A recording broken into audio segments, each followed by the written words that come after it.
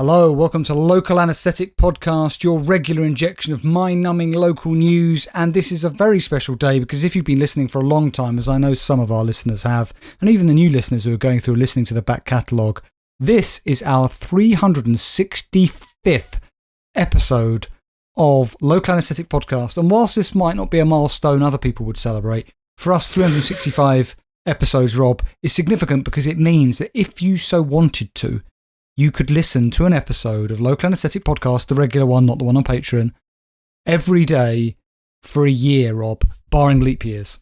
So there are a number of disclaimers and caveats. But other than that, it's very significant. Congratulations. Hello, Rob. Yes, Alex, the same to you. Congratulations. I know that people, obviously, as you're rightly saying, may not be celebrating, but those people are wrong. This is a momentous occasion for us.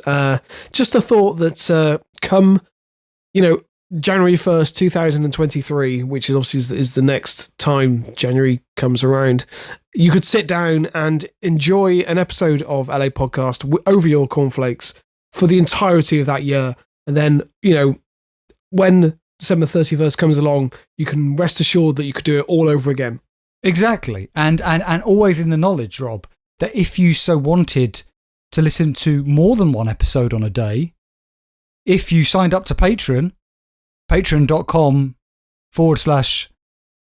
Podcast Extra, you could get more Local Anaesthetic episodes to bump up whatever that need you were trying to satiate was, if that makes sense. It does, yeah. I mean, there's almost, I think we're... How many episodes do we have on the Patreon? 25 episodes on the Patreon, is there roughly? 25, so... They're called LA Podcasts and Extra Jab, listeners. Bonus episodes exclusively available only via Patreon. I don't know if you want to say anything about that, Rob, because to commemorate the 365th episode, we're doing something very special for Patreon subscribers, but also future Patreon subscribers.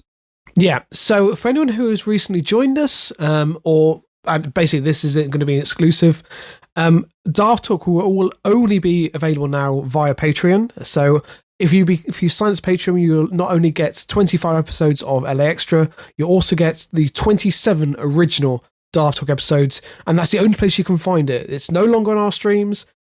Patreon is now the home of Daft Talk. And if anybody's just started listening recently and doesn't know what the hell Rob's talking about, Daft Talk was Rob and I's doom might be the wrong word. It was a doomed podcast from the start because we started a podcast, Rob and I, called Daft Talk, where we read out questions from Yahoo Answers and the hilarious answers people gave and discussed them together, and it was great. Yep. Very free-flowing format. We immensely enjoyed it, but then Yahoo Answers, in the age of wokerism, Rob, sorry, was shut down. Yeah. And so that meant we couldn't do it anymore. That wokerism comment was said sarcastically. We were shuttered, Rob. Yeah, the liberal cucks out there felt that Yahoo Answers was too extreme to exist, and shut it down, and inadvertently shut the podcast down as well. So now this is the only place you'll be able to find it. All 27 episodes are available now. So for anyone who is new to the podcast or new to Patreon, we hope that's an additional incentive to subscribe. You go to patreon.com/LA Podcast Extra, you sign up there, and you will get 2 episodes of LA Podcast and Extra Jab to your inbox every single month, and it will go on and on and on until one day there are 365 of those. If you sign up now, you're already getting 25 episodes of extra content and the Daft Talk content. Rob, it would be nice, sorry to spring this on you a bit, but it would be nice to do something for our regular listeners as well, those who aren't on Patreon at the moment. So I thought for them, to commemorate this special day, we could give them a free episode from the Patreon archives. Just an episode, picked at random. Okay, I'm happy to do that. Yeah, I'll select one. I'll see if I'll have a look through the episode titles and pick one that is a peach, Alex, and we can post it on the main feed. They're all peaches, Rob. This is LA Podcast is a tree with many peaches. That could be our new slogan. Yeah, a lovely slogan, Alex. One that is very fitting. Rob, Steve contacted us, who, as you know, is our Eagle Heights roving reporter. Now, for anybody, again, who's new to the podcast, Rob and I have been covering a place called Eagle Heights for many years. I mean, not so much in recent years, but definitely, in the first few years of this podcast, because there are a lot of stories about it. It's a safari park down in Ainsford that has some very strange goings on there. You just need to go through and listen to the to the back catalogue of episodes. But he did just update us. There was a post, I think it was probably from Facebook or one of those social media outlets, from the Eagle Heights Wildlife Foundation. Now, Rob, you remember they had Kayla the bald eagle, who also happened to be Crystal Palace Park Football Club's mascot, Crystal Palace Football Club's mascot, as I recall. That's correct, yeah. I just wanted to take a moment to say that tomorrow, well, I think it's past now, actually, from when he sent this to us, will mark 2 years to the day that we announced the tragic passing of our beloved Kayla, the bald eagle. We cannot explain how much we miss this beautiful girl. Every day carries an emptiness that can never be refilled. It's an odd choice of phrase. Yeah. Kayla was an absolute legend of her own making. We're forever grateful to have had the opportunity to live alongside her. Fly high in gracious peace, Kayla. We love you forever. Build. Yeah.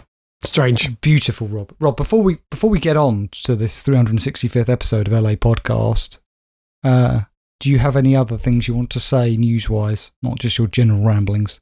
Well, Alex, I thought as this is such a momentous occasion, I would conceive a small quiz, which is going to test your knowledge to the limit of the LA back catalogue. Are we doing that? Are we doing this now? Shouldn't we do it at the end? Sort of a fun way to finish. We can do it at the end. Yeah, we can. I prefer to. This can be a throw forward. Let me warm up. Yeah, let me warm up okay. Because this is going to test my brain. I can see that. Can I get on with it then? Yeah, crack on. Because I want to start, Rob.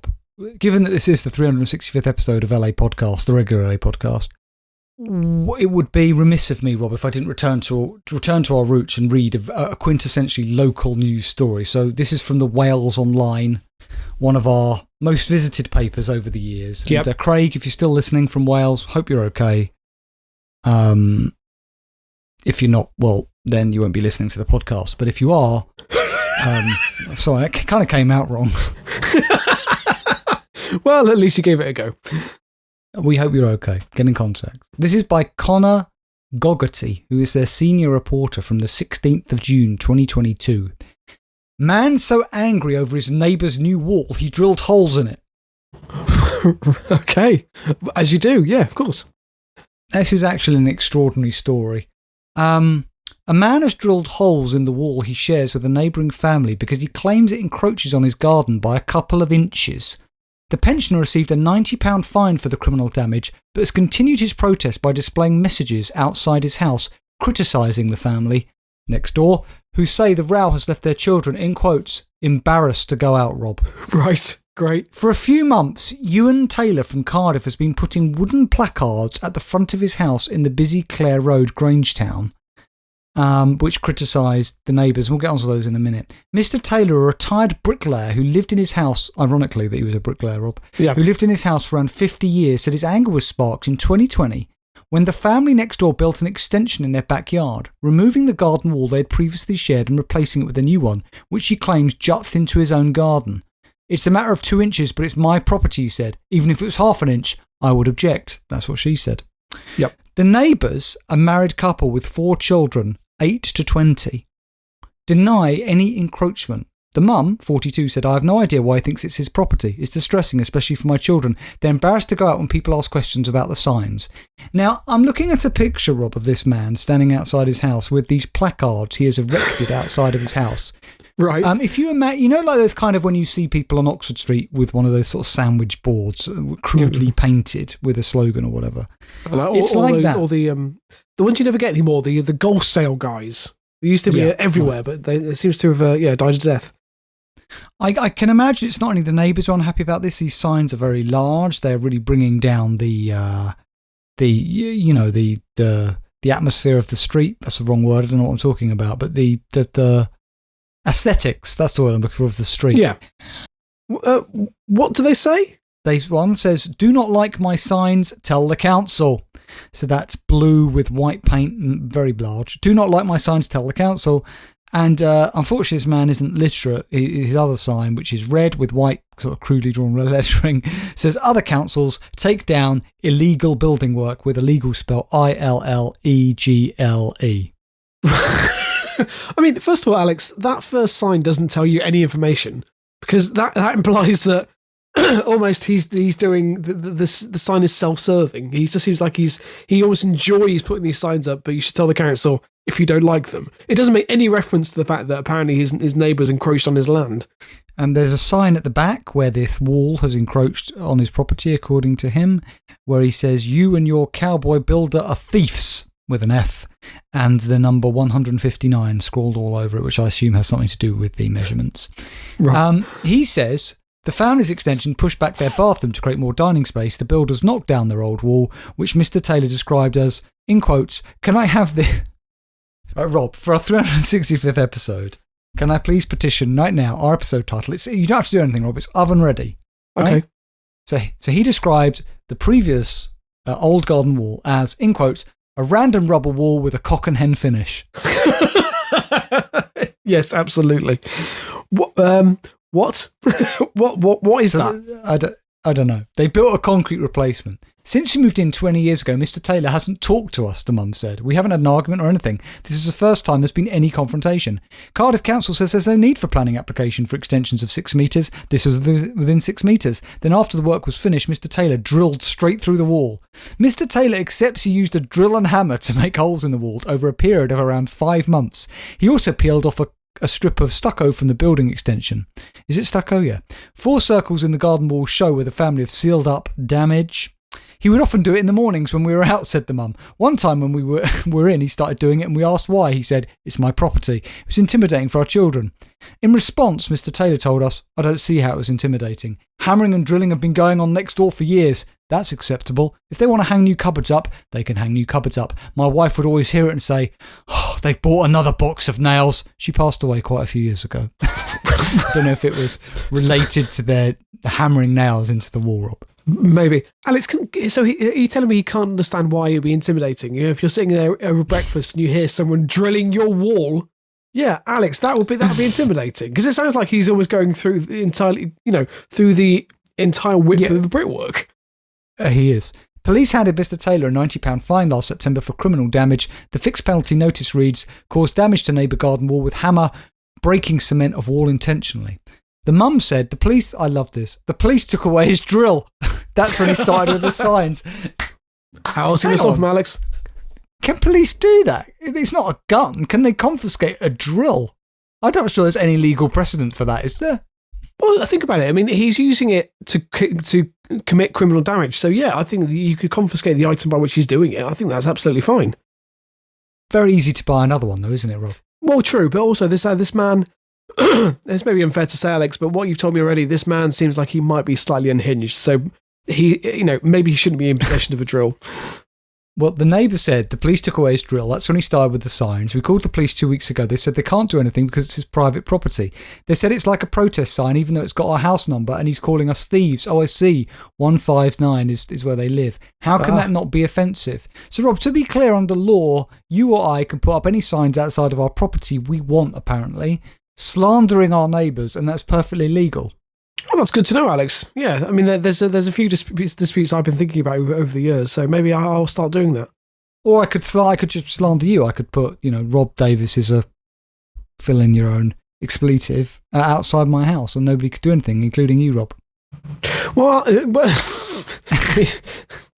a nice way to celebrate this milestone episode, Alex. I just think, could you put up a sign in front of your house saying "I'm stupid" than a massive arrow to the house next door? Or could I put up an LA podcast advertising hoarding? Presumably, I could. I think you probably could, yeah. And to be honest, I think you should be doing that for the benefit of the podcast, regardless. Really, you're right. Mr. Taylor invited Wales Online into his property and gave a demonstration where he measured the width of an inside section of his house close to the garden, then walked out to his yard and measured the distance between the garden wall and the line running parallel to the edge of the same inside section. He said the second distance was about 2 inches shorter, which he claims to show an encroachment on his property. The pensioner felt he was left with, in quotes, no other choice but to drill holes after the council refused to intervene. I'm not quite sure what he thinks the holes are going to do. One council officer wrote to Mr. Taylor that the extension did not need planning permission and that boundary disputes are not planning matters. This would be a civil matter, he told Mr. Taylor. The response did not satisfy the former bricklayer, who showed Wales Online photocopies of eight letters Robbie wrote demanding council action, mostly written in black felt tip and in large capital letters. That was unnecessary. Unnecessary. Sorry. They were written in black felt tip and large capital. This man isn't. No, I don't want to be disparaging about him, but I'm going to be. I mean, I'm as we've already alluded to. He's obviously not the brightest crayon in the box. Who writes a letter in black felt tip, Alex? Apart from a child. Well, what he said. The issue is the illegal building work. Another sign reads, I'm looking at more of them now, sorry, his whole front of his house is covered in them. Another one reads, 2 years, council officer's name in brackets. So he's actually written the council officer's name of being ignored by you. Why? There's another sign here saying, sue me. And right, another sign saying the owner 159 and his cowboy builder are thieves. He's got many of those scattered around the front of his property. Mr. Taylor said he's launched his protest because he cannot afford civil action. I am protesting they have encroached on my property to extend their property, devaluing my property. Let's read that again. I'm protesting they have encroached on my property to extend their property, devaluing my property. I'm a victim and I'm penalised. He's maintaining that the house next door that's encroached onto his land is going to devalue his property that's covered in handmade signs. When asked if he tried to speak with his neighbours about his concerns, he said, oh no, how do you talk to someone and tell them what they've done is illegal? Quite easily. He hasn't even bothered to talk to them. They've gone to town on this Wales Online, so they've obviously had a bit of fun doing this. They've asked to look inside his garage, I'm not sure why, and taken pictures. And it says, Ewan Taylor's garage contains more placards. I can see one at the back, which is obscured by other detritus. The only bit of writing I can see just says, still waiting. Another placard says, CCC building inspectors, you can visit me 12 to 4 p.m, 7 days a week, your choice. And that one's been shelved for now, Rob. Right. I like the idea that he was showing the Wales Online around his property, and he took him into the garage. It was just full of placards, boxes of unused drills and hammers. That's basically what it is.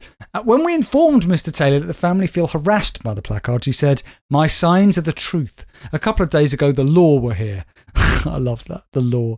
They told me the signs are not very nice and other people object to them, but I wasn't asked to take them down because they don't have the power. It's on my property. When he says, Rob, my signs are the truth, is this man the second coming? If he is, I'm not entirely sure what we've got in store, Alex. It doesn't seem particularly positive. It would make the last 2,000 years feel a bit of a waste. It would, yeah. And there would have been a lot of bloodshed, and genocide and lots of things like that for no reason, really. Yeah. No, it's very true.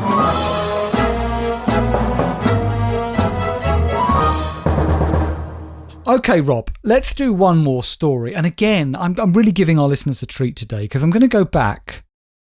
I had this already last week. I didn't have the time. But again, I'm going to the Coventry Live, otherwise known as the Coventry Telegraph. We're going to read another quintessential. Do you see what I'm doing here, Rob? Classic. I mean, that was a classic local anaesthetic news story, wasn't it? Absolutely, yeah. Here's another one. This is a corker. It's by Neil Shaw. Now, it was from the 25th of May. Sorry, I've just been distracted by another headline. I feel in the interests of, fair play, I should read out what it was. I have been distracted, Rob, by another headline and opened it. The headline is, Amy wanted rid of 34 Double H breasts until she found OnlyFans and made 40k in a month. Alex, you need to close that tab and concentrate on the story you had originally. Hello?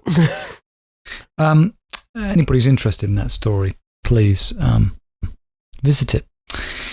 It's not safe for work. I'll say that now. Listen, sorry about that. Headline: Woman who ate nothing but crisp sandwiches for 23 years cured by hypnotism. Yes. Sorry. Firstly, what an incredible headline. I understand people who go to hypnotism to stop smoking and maybe to deal with some sort of substance misuse problem. I don't feel that you can have an addiction to crisp sandwiches. Am I wrong? Sorry, Rob, didn't catch a word of that. I was... but Alex, I'm sure whatever you said... Story. Yeah, I've reopened it. Sorry, it's still there on my sidebar. Let me remove the side. Whatever you said, Rob. I mean, absolutely. Right. A woman who lived on a diet of cheese and onion crisp sandwiches for 23 years has finally eaten a proper meal after being hypnotised. Zoe Sadler, 25, has munched on Walker's crisps in buttered white bread since she was a toddler. So, really, Rob, her parents are responsible for this. I mean, nobody else. No? I would say so. No, I would never consider giving my child a crisp sandwich. I know that... really? She's missing out. Is she? Really? Is Lyra old enough to eat a crisp sandwich? Yeah, probably. Yeah. I mean, she eats crisps and she eats sandwiches, so... You stick with the Happy Meals for now. Exactly, yeah. I mean, they've got all the nutrients she needs at the moment. But Alex, as I said, the point I was making before is you can't become addicted to these, as far as I'm aware. I feel that women should know better. She shouldn't have to be hypnotised in order to stop eating crisp sandwiches. Right, yeah, but once you're addicted, Rob, you're addicted. They've got a hold of her. She ate 2 packs of her favourite crisps every day for more than 2 decades after other foods left her feeling physically sick. I know, it's not much, is it, Rob? 3 Monster Munch a day is your quota. 3 packs. Do you know what, Alex? This is a complete tangent. I had a packet of roast beef Monster Munch the other day, and I really had forgotten how moorish they are. It really is an exceptional crisp. Okay. Well, anyway, so just to be clear, she ate 2 packs of her favourite crisps every day for more than 2 decades after other foods left her feeling physically sick. Zoe said, "My mum and dad say I tried other foods as a toddler, but I always turned up my nose or refused to put them in my mouth. Apparently the only thing my mum could get down me were crisps, which used to suck until they were soft." Just remember, we are talking about a child, so there's no jokes about this. Yeah, I was going to make any comment whatsoever. You ever sucked a crisp until it's soft, Rob? Alex, we've all done it. I think I used to do that with Monster Munch a bit. Yeah. You wouldn't do it with Monster Munch, I would say. I've let them dissolve in my mouth, the Monster Munch, before. I think I would say there's 2 sort of quintessential crisps that are good for that. Obviously, your Skips, which obviously was it. That's what I'm thinking of. Skips, yes. Yeah, which obviously just collapse. You know, it has no structural integrity whatsoever. And also Wotsits. Wotsits obviously just they also dissolve quite nicely in the mouth. Did you ever put hula hoop crisps on your fingers and eat them one by one? Of course, you know, Alex. I mean, what child didn't do that? I think you would be a psychopath not to. Did you have a favourite hula hoop? Because I'm going to quote mine right now. It was the barbecue. That brown packeted one. My God, that was good. No, see, for me, I think I was always more of a traditionalist. I always preferred the salt and vinegar, personally. Okay, it's fine. Apparently, anyway. I remember being at school when I was little and having crisp sandwiches in my lunchbox. They were the only thing I liked to eat.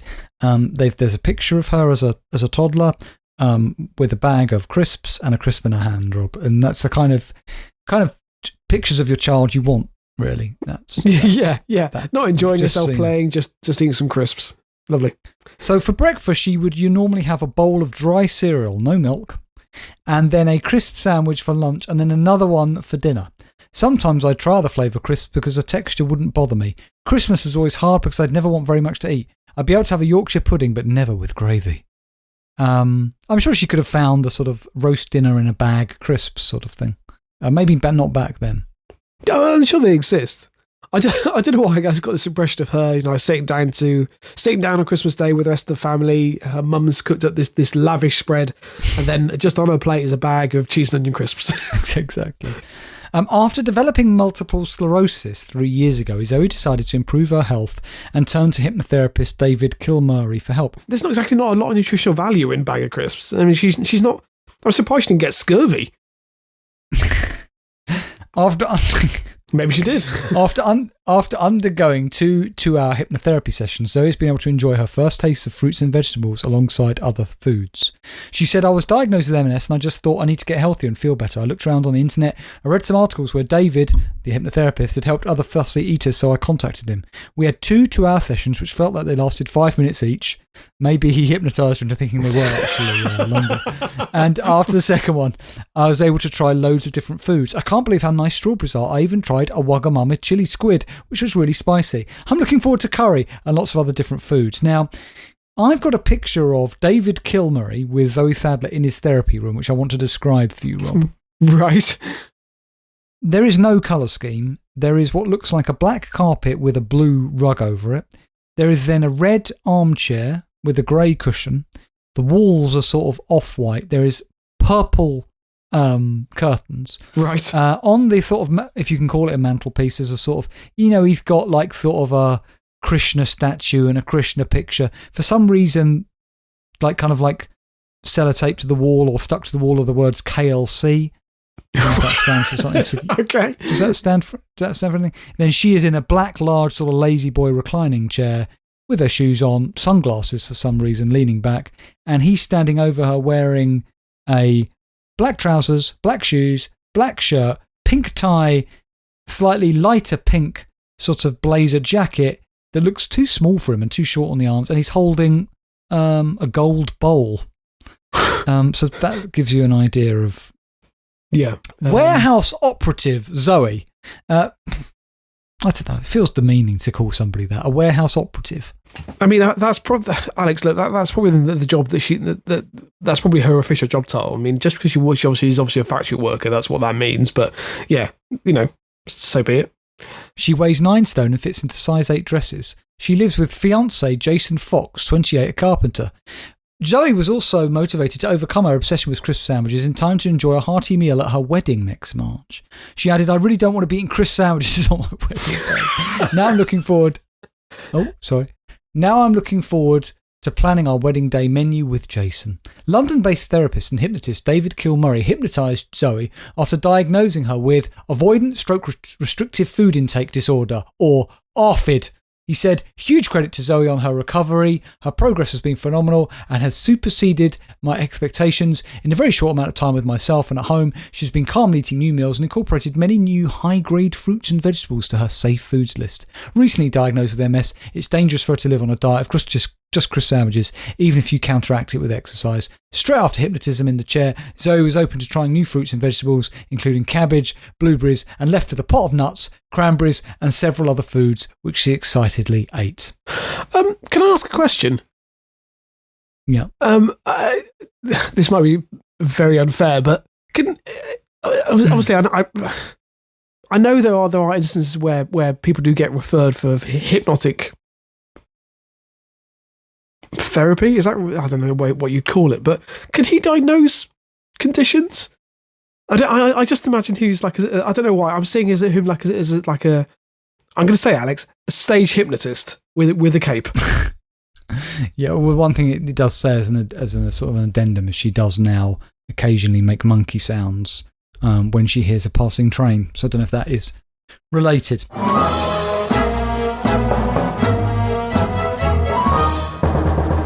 Okay, Rob, you got a story for us there. Yes, so my first story is a story from the regions. Alex, we are keeping it local on today's podcast. So this is from Stoke-on-Trent. You can't get any more regional than that. So this is from the Stoke-on-Trent Live website. In the interest of full disclosure, the story is from 2019, but I feel we needed to feature it. So hopefully you'll forgive the fact that it is 3 years old. I feel it merits. I can always forgive an old story, Rob, if it is top quality. Let me see what you think. So it's by Hayley Parker. It is from the 27th of September 2019. And the headline is, "I can't help having a big penis. Stoke-on-Trent shopper accused of stealing clothes, drops pants to prove suspicious bulge was actually his manhood." Any thoughts?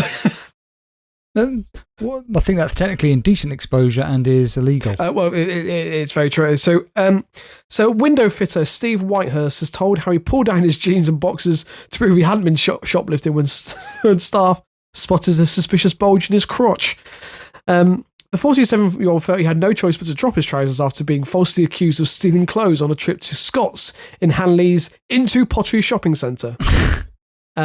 He claimed he was stopped from leaving the branch for around 30 minutes despite going to great lengths to prove his innocence by heading to a cube or...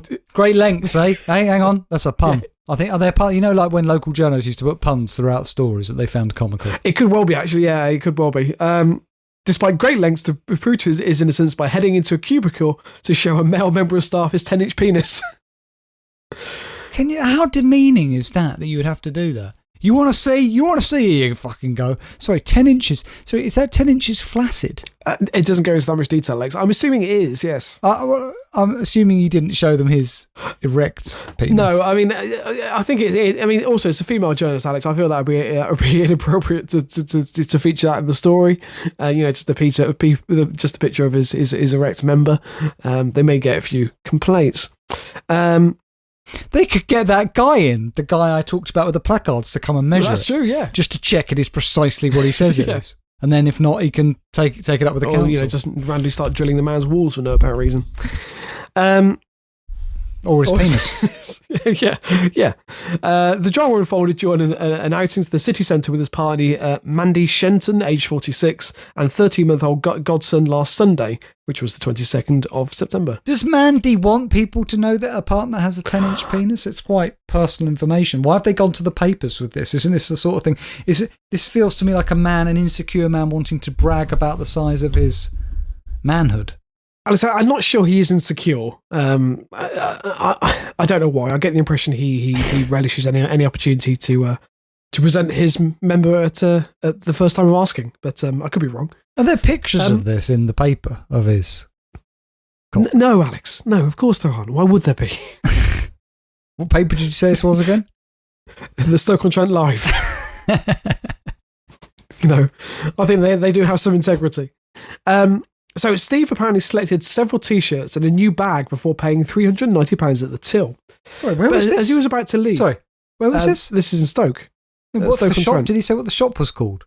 Well, yeah, the shop is called Scott's, which I've never heard of. And did you say that in Scott's, for £330 he got how many T-shirts? So it just has several T-shirts and a new bag.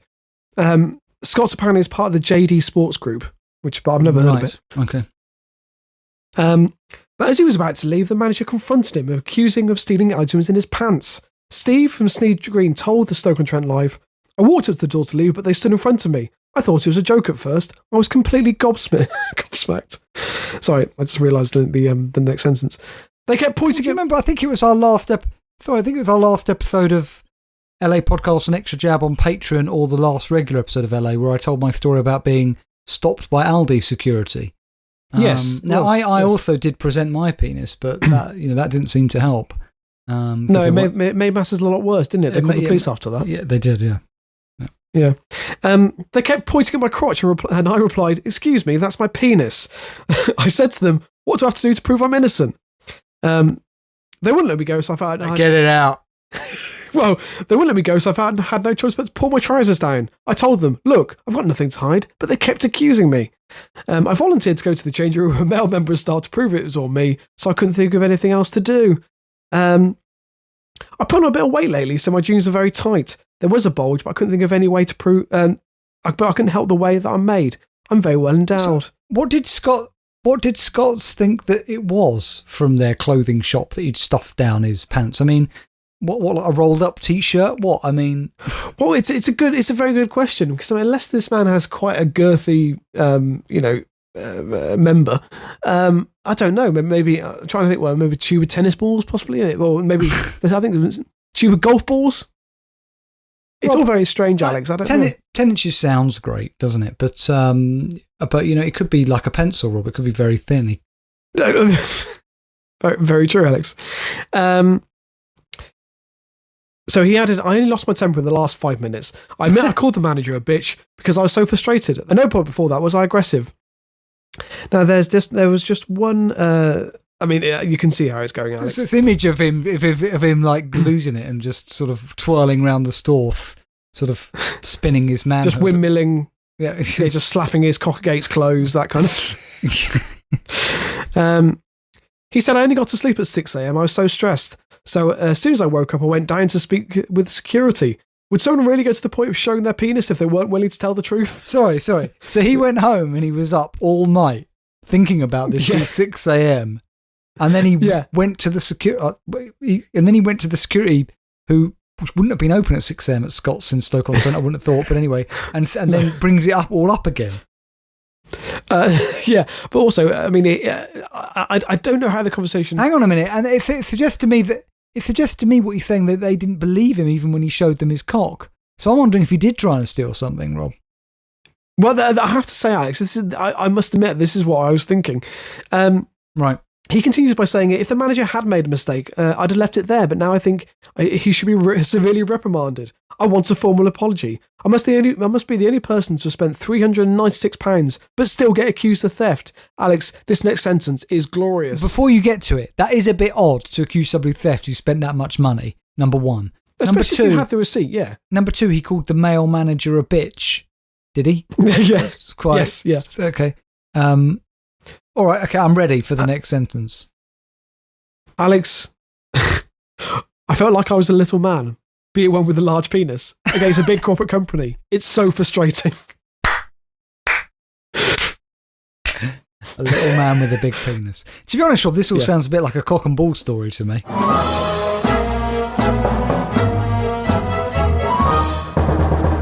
So I'm going to head over to the Cambrian News, which I'm not entirely sure we've featured before. The where? The Cambrian News. I've heard of Cumbria. With Cambria? Wales, basically. Oh, so there's a Cumbria and a Cambria. Yeah, there is, yes. I didn't know that. Nobody ever talks about Cambria. Is it like sort of the ugly sister of Cumbria? No, I mean, it's very pretty, actually, Alex. I don't appreciate the disparaging comments you're making around the Cambrian coast. Do you see it comes out, your Welsh heritage, which you always disputed but has now been proved, does come out. Do you see? Well, I mean, this story is by Dylan Davies, ironically. Yeah, it is Davies, actually. It's not your bastard of a brother, is it?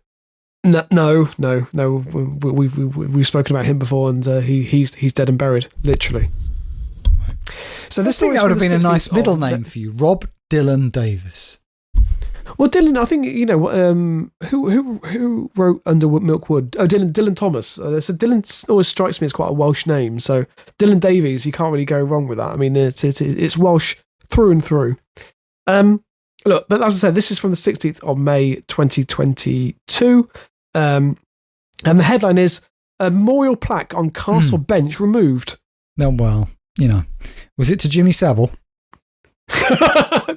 No. But yeah. So a memorial plaque on a bench overlooking the South Beach in Aberystwyth, which contained a swear word, has been removed this afternoon. Okay, what swear word? Was it cunt? Yes. No. Let's not just guess swear words for the rest of the episode. Oh, okay. So the plaque has been placed on a bench on the castle grounds overlooking the sea and read, "In loving memory of Huw Davies. Used to sit here and shout fuck off at the seagulls." How did it ever get put up in the first place? Well, I'm assuming that this is that someone has, this is obviously a prank, or someone has just taken the opportunity to have their own plaque made and placed it there. That's an interesting idea, Rob. Like, you just go to local parks and you have them made and you screw in your own memorial plaques, but to people who are still alive. That's a lovely idea. Who you know would frequent the park, to sort of put them on edge, intimidate them, and generally make their life hell. That's a great idea, especially if you have their dates. If you have from 1976 to 2022, or maybe more specific. That would freak you out, wouldn't it? That would freak me out. If I was walking around a park and saw my name on a bench saying that I died in 2022, that would scare me. Yeah, it would, absolutely. Yeah, I mean, as a system of intimidation, I think it's quite effective. So James Vaughan tweeted a picture of the memorial bench on Sunday, writing, "By some distance, the best bench memorial I've ever encountered." The tweet gained more than 173,000 likes and was shared nearly 19,000 times, with users finding amusement in the plaque, sharing their favourite memorial plaques from across the globe. One Twitter user, cynical archivist, wrote, "I must admit that this Huw Davies sounds like an amusing character. If this park bench memorial helps people remember him, so be it." Another one wrote, "Oh, fantastic! I wish I'd known that man. I think we got on in many different ways." The Cambrian News headed to the castle grounds earlier today to find that the plaque had been removed by council workers.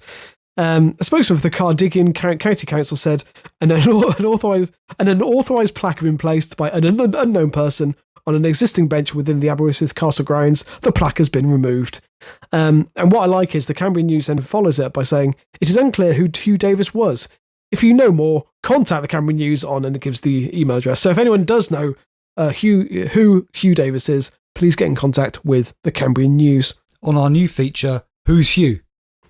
Yeah. Rob, it'll run and run. It's funny you're mentioning about things around the world. Aren't memorial benches a quintessentially British thing? Or do other countries do memorial benches? Because I feel like you see them more here. You know, you walk around a park and, you know, Granddad used to love sitting here, etc. Yeah, I don't.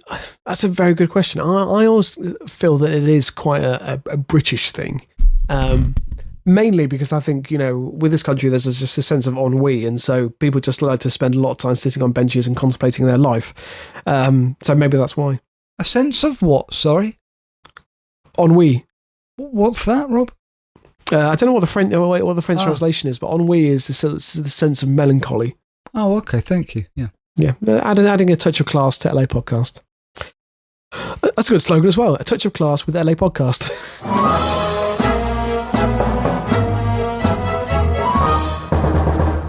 Okay, Robert, it's time on this 365th episode of LA Podcast, the regular LA, not the Patreon, for our listener story of the week. And who's it from? So this week it is from Claire in New Orleans. Oh, what an honour, Claire. What an honour. All the way from New Orleans. Amazing. And for this story, she's chosen a story from the Metro. So, you know, a paper that's obviously, local to her. I remember when the Metro first started, you know, I'd be on the London Underground going to work, and it was quite an exciting time. And now I don't think I'd wipe my arse with the Metro. No, I know what you mean. I was also quite surprised the other day. I picked up a copy of the Evening Standard, and that paper was really reduced in terms of pages. I think it was probably about 20 pages long. Wow. Yeah.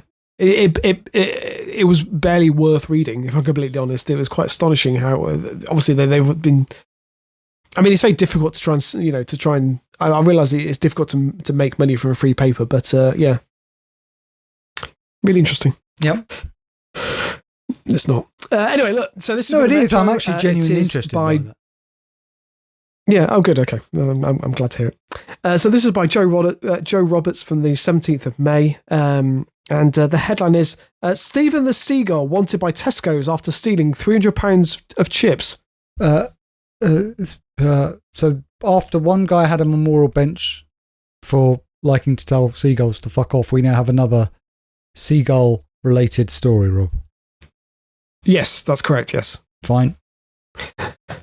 So a thieving seagull is believed to have stolen £300 worth of snacks from a single Tesco store. Hang on a minute, Rob. The serial shoplifter. Hang on.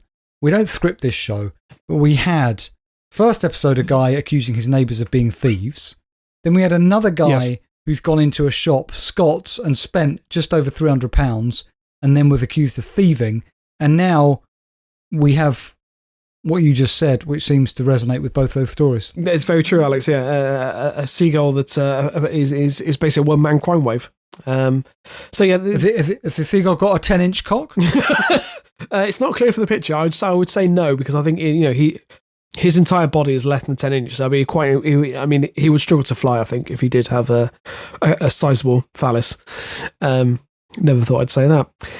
So the serial shoplifter known as Stephen Seagull to locals is often spotted loitering outside the supermarket in Peyton, Devon, having figured out the automatic doors.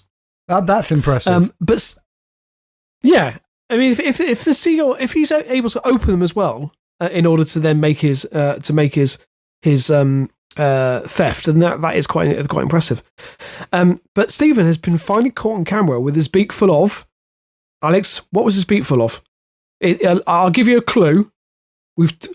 You always allude the fact that I love them, despite the fact that I have had quite a few of them in my time, and there are different flavours. But what snack do you think that was in his beak? Mini cheddars.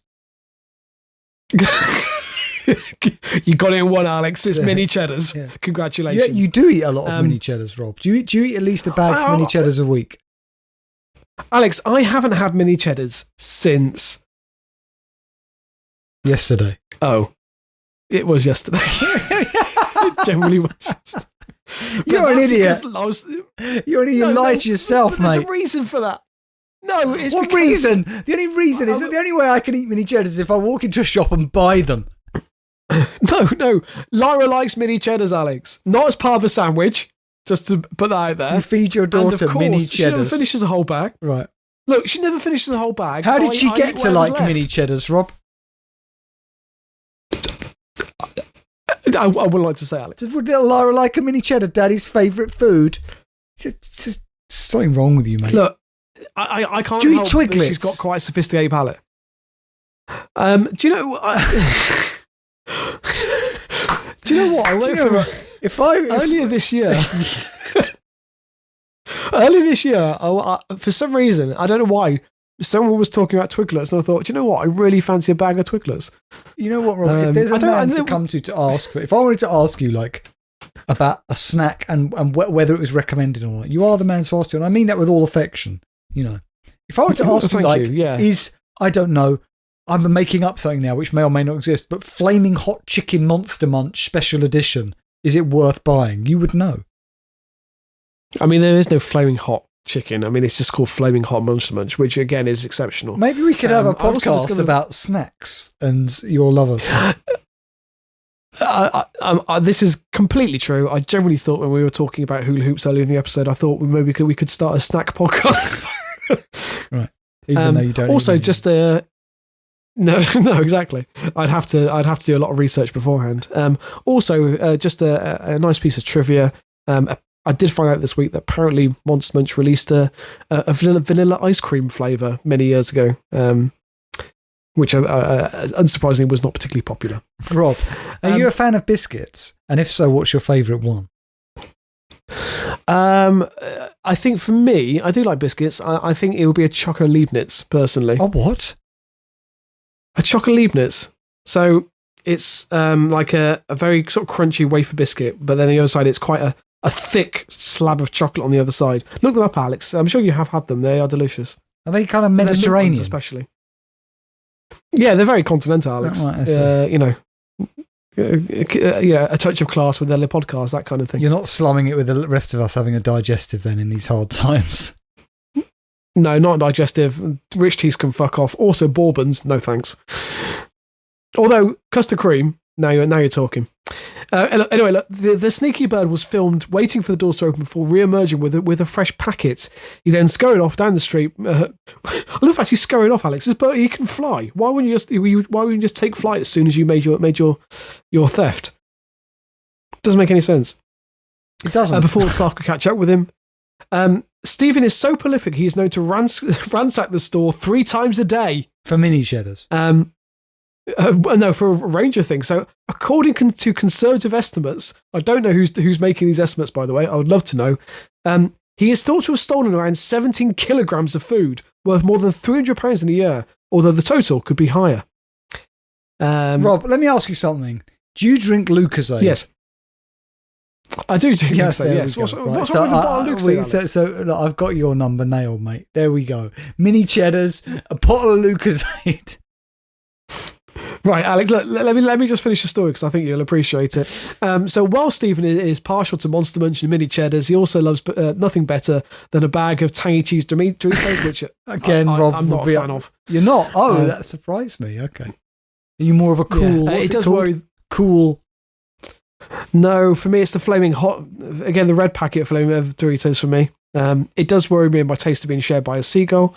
So Liam Brown, who filmed Stephen's latest raid, said, "I've seen him go in a few times. This time, he hopped into my car bonnet, so I started recording. I knew he was up to something. He jumped down and started chewing gum off the floor. Then he walked into the shop and ran off with a pack of mini cheddars." A Tesco worker who wished to remain anonymous said he visits on a daily occurrence. Which makes me think, why don't they kill it? The worker. Why don't they kill it?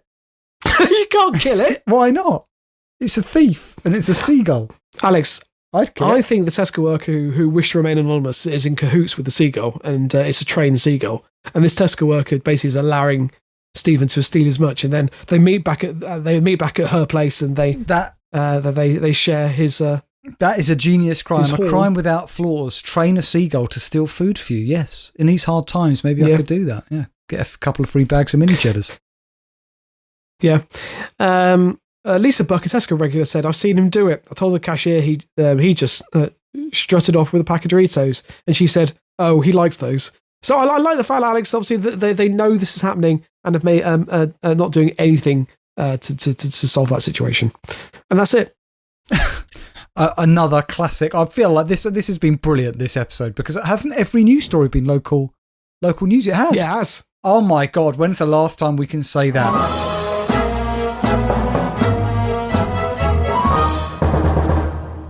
Okay, Rob, I've got a sort of, not a pen and paper, but a electronic notepad, as it were. I'm ready to go with your quiz, Rob. Okay. So let me add some need context. to describe it. Yeah, I need to understand how this is going to work. So I've been back through the archives, and I've basically pulled out some episode titles. Now, what I will say is there are 12 here. Now, I may have made some of them up. They may all be genuine. What I want you to tell me is whether they are real or fake. So this is going to test your wits. So as long as I have to see how well. As long as I have 1 to 12 written down, yeah. Yeah. And then, so we'll go through. I'll read them all out. So then you just need to write down whether you think they're true or false. And then we'll go through, and I'll get your answers after that, if that's okay. Now, I'd have to warn you, Rob. I mean, I have never gone through all the back catalogue and looked at every episode, but I do have a very good memory, I feel, for things of this nature. I don't know. I feel like I'm going to say right now, I'm going to get 100% success rate. 100%. You're going to say 100% because I'm calling it now. There's one in there that really confused me. Okay. Anyway, look. Okay, so let's just crack on. Okay. So do I say it out loud for each one, or do I write it down? No, just write it down. I'll read out all 12. I like it. Just write down, and then we'll go through, and I'll ask for your answer as we go through. I'm ready.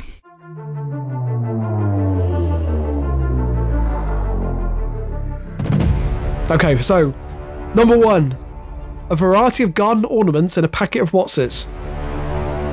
Okay, so don't say what it is. Don't say what it is. This is going to be harder than I thought it was going to be, Rob. Fuck. Okay, number 2, night fishing contest and barbecue. Number 3. Hang on, number 2 is what?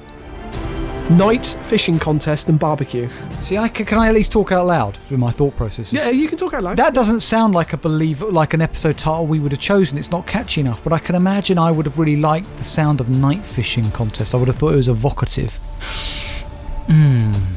Okay. By the way, I don't think I'm going to get 100% now. I completely retract that. Okay. Number 3, ill-conceived badger carcass transportation crusade.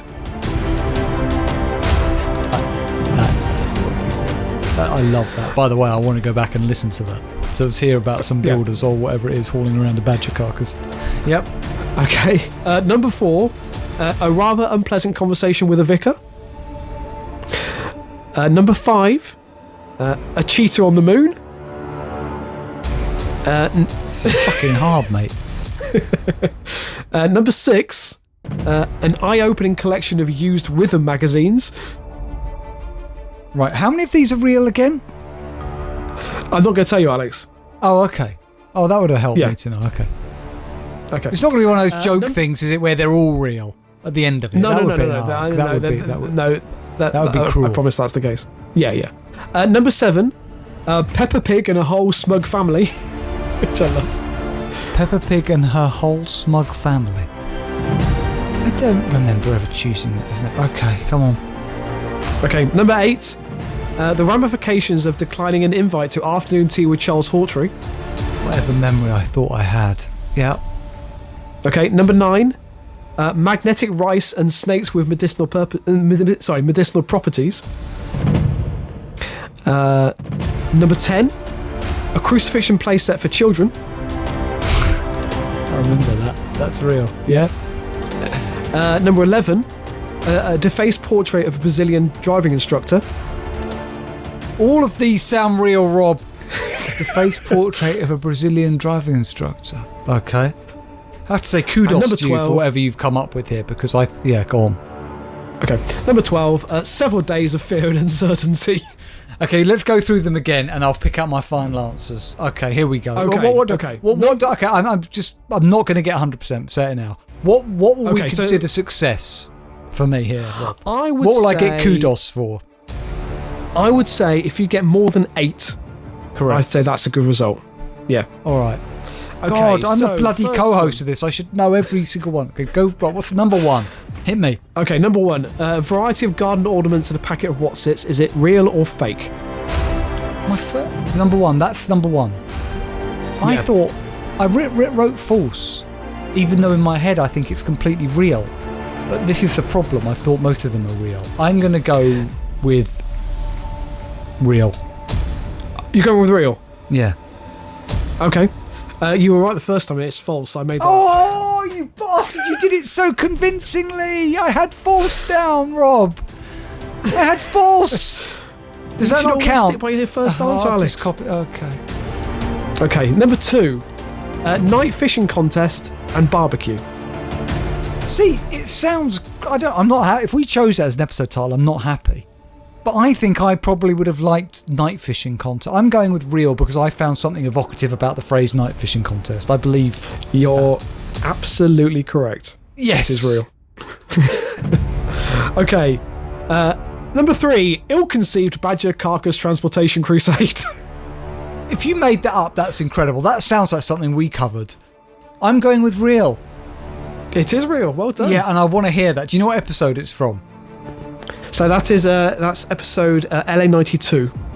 Oh my god. Yes. I remember something about. Anyway, yeah. Okay. Number 4. Okay, number 4. A rather unpleasant conversation with a vicar. I think that is false. It is false. I'm very impressed, Alex, so far. Well, I got one wrong. Well, yeah, if I'd stuck with my instincts, I'd be on a 100% hit rate. Damn it. So number 5. A cheater on the moon. See, I think that's real. I've got no memory of it. And I want to know what that hell. I don't think you would have made that up. It is real. It is LA148. So what, we had a story about a cheater on the moon? I don't ask me. I have no idea. I haven't got any recollection of that, and I don't know what it relates to. So if anyone wants to find out, please let us know. Number 6, an eye-opening collection of used rhythm magazines. I'm going with false. Alex, you are correct. It is false. Why didn't I stick with my first answer? Yeah, for that number. Anyway. Okay, number 7, Peppa Pig and a whole smug family. I don't remember that. But it's so obscure. I think it's real. It is real. Alex, you're on a roll here. That is LA197. I can imagine somebody complain. I seem to remember we had some guy complaining about something that happened at Peppa Pig World. He went, Peppa Pig and old smug family. Yeah, okay. I think that's exactly what happened. So, number 8, the ramifications of declining an invite to afternoon tea with Charles Hawtrey. I don't know who the fuck Charles Hawtrey is. I said false. I'm going to stick with it. False. Yep, you're correct. I made it up. Who the fuck is Charles Hawtrey? Maybe I think it was too obscure. I should have gone with something like I should have gone maybe. So Charles Hawtrey was in the Carry On films. I wanted like a really obscure 1970s celebrity. I should have gone something like Chegwin, Keith Chegwin. Your false episode titles are very good, Rob. I must say. Thank you. So number 9, magnetic rice and snakes with medicinal properties. Real. It is real. That's LA236. Number 10, a crucifixion playset for children. Real. Correct, it is real. That's LA285. Number 11, a defaced portrait of a Brazilian driving instructor. False. It is false. I made that up. And the last one, 12, several days of fear and uncertainty. It's real. It is real. You have got a simply astonishing 11 out of 12. But the first one I had right, correct, until I changed it last minute. Yeah, you would have got a full house. Would have got the million. There we go, Rob. Very good. I'm happy. That's a true mark of success, that is. And we'll do it all again. I quite like it. We should do this as a rolling thing. As episode 400, maybe. Oh yeah, maybe, yeah. If listeners like it, I'm sure I can come up. I mean, yeah, and I think some of mine were a bit too convoluted, but I'm hoping you enjoyed it nevertheless. Let's see if you can catch me next time, and I promise not to go through the episodes and look at titles. That'll be my promise to you. I shall keep away from our own podcast, as I should. And that brings us to the end of episode 365 days. If you have been doing the year-long listening to an episode a day marathon, well done. You've probably wasted the last year. I hope you've been eating well and haven't just been living on mini cheddars or Monster Munch or crisps, because you will get scurvy, as Rob said. Yeah. But well done, you've made it this far.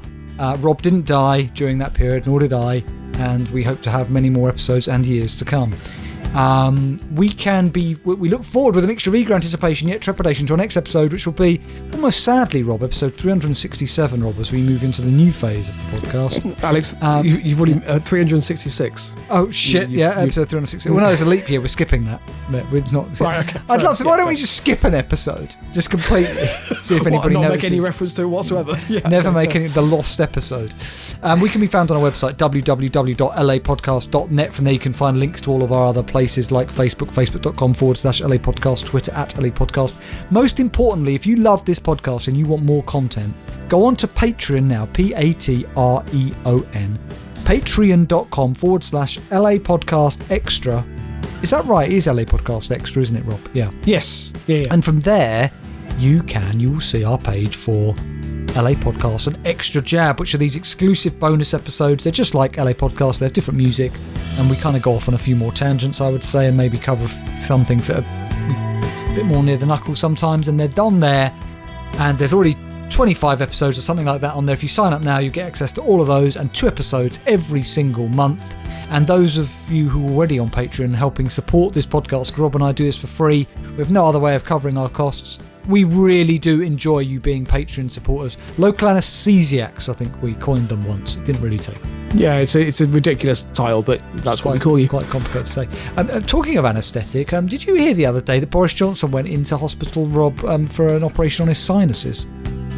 Yeah, I did see that. All very bizarre. It was, sort of quite last minute. Hopefully he's... Rob, can I ask you, have you ever tried cocaine? No, they're just two. I'm not Rob, they're two completely unrelated questions. I think I'm just asking.